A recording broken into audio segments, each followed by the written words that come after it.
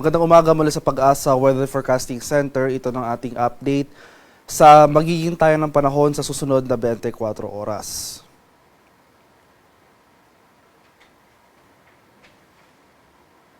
Patuloy ang pag-iral ng easterlies o yung hangin na nanggagaling sa Karakatang Pasipiko dito sa malaking bahagi ng ating bansa.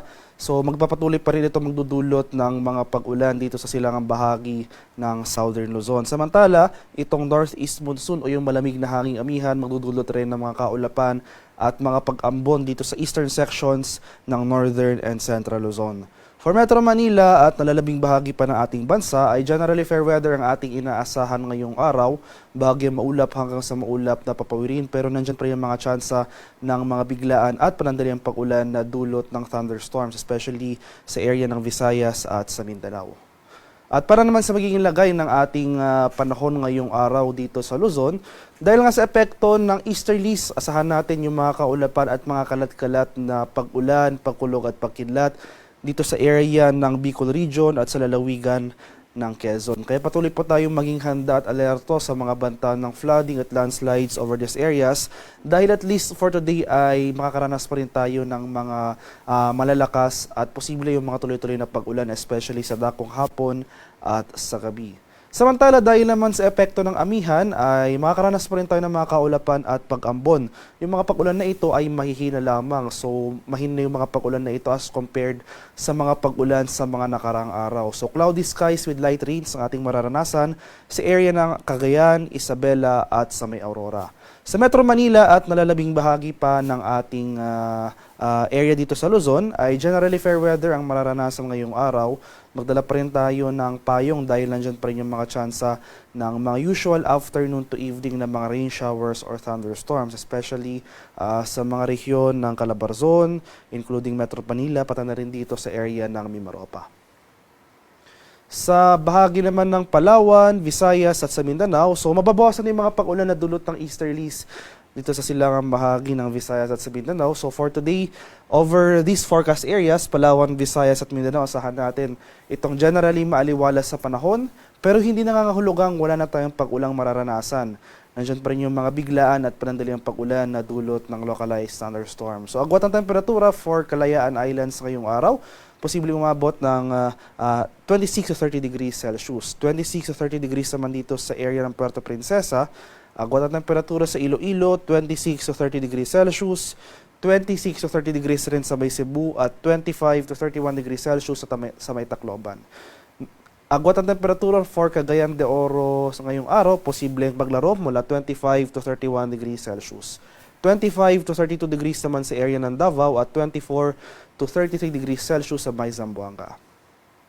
Sa kalagayan naman ating karagatan, wala pa rin gale warning na nakataas pero iba yung pag-ingat pa rin sa ating mga kababayan na maglalayag, especially dito sa northern and eastern seaboards ng Luzon dahil posible pa rin tayo makaranas dyan ng katamtaman hanggang sa maalong karagatan.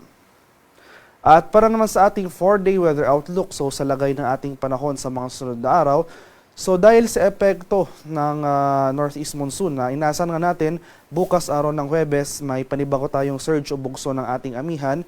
Asahan pa rin natin yung mga kaulapan at mahihinang pag-ulan dito sa silangang bahagi ng Northern at Central Luzon. So for tomorrow, posibleng mabawasan yung mga pag-ulan dito sa area ng Bicol Region at Quezon. So for most of the country, including Metro Manila, generally fair weather ang ating inaasahan sa araw ng Pasko. Pero andyan pa rin yung mga tsansa ng afternoon to evening ng mga thunderstorms, especially nga dito sa area ng Visayas at sa Mindanao. Pagsapit naman ng araw ng Biyernes hanggang sa Linggo, inasan pa rin natin yung patuloy na paglakas nitong panibagong surge ng ating northeast monsoon na kung saan malaking bahagi na ng Luzon yung maapektuhan nito. So makakaranas na rin tayo posible ng mga kaulapan at posibleng lalakas na rin yung mga pag-ulan sa eastern section ng Luzon, dulot yan ng amihan.